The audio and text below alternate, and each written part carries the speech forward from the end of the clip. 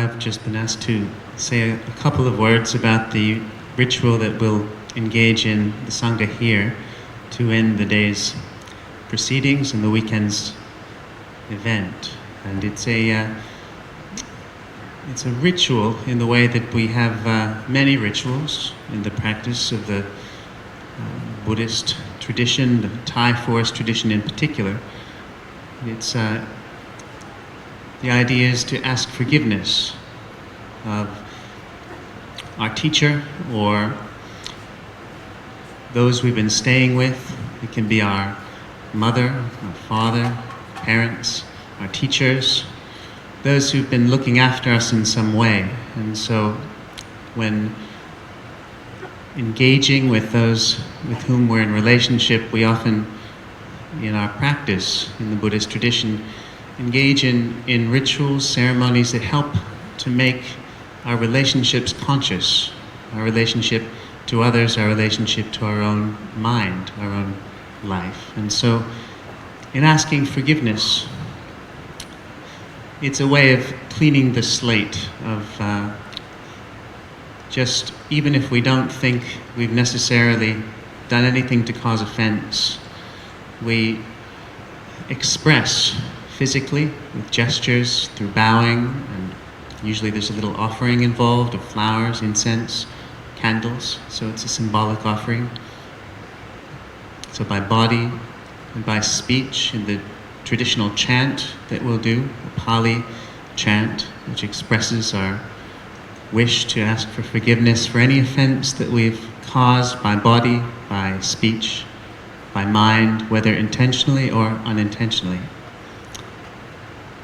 And by mind, which is perhaps the most important, because as we all know, we can engage in physical actions and we can say the words, but if our heart's not in it, if we don't have the intention behind the words, then the power of what we're engaging in is not there. And so the main thing is to place the heart in the right place and acknowledge our relationship with those who've been in some way responsible for us. So often when monks stay in a monastery or visit in the Thai monasteries in Thailand and in our tradition elsewhere, and indeed at the time of the Buddha, they would ask forgiveness in this way when leaving. And often at the beginning of the rainy season retreat, the Vasa, the monks in a particular area, the abbot of the monastery will take some of the monks from the monastery, maybe all of them, and pay respect to the various elders in that area.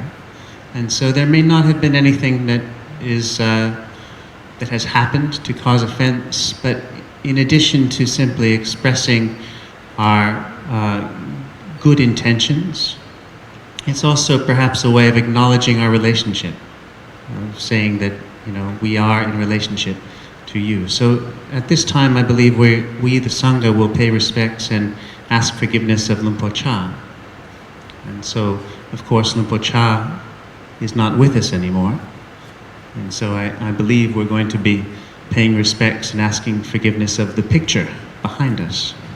And so then it brings the question, of course, well, who is Luang Por Chah? What is Ajahn Chah? And we've had a weekend now of contemplating this and reflecting on the teachings that Ajahn Chah, Luang Por Chah, has left us. And it's been notable to me that many of us, we have, like myself, I never had the good fortune to actually meet him in person. And yet, somehow, he's profoundly affected my own life. And perhaps there are many of you for whom, to one extent or another, that's also true.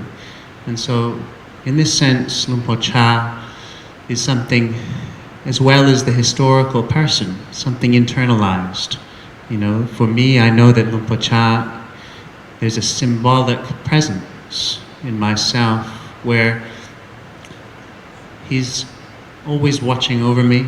He symbolizes my dedication, my commitment, the wisdom of practice, and how important that is, like all of the talks we've been hearing, particularly this last wonderful talk by Luang Por Chandi. Luang Por Chah really cared about our practice. And so in me, Luang Por Chah is that which cares about what is truly important in life. And this ceremony itself, we can do it with monks, with our teachers. We can do it with family members, children to parents.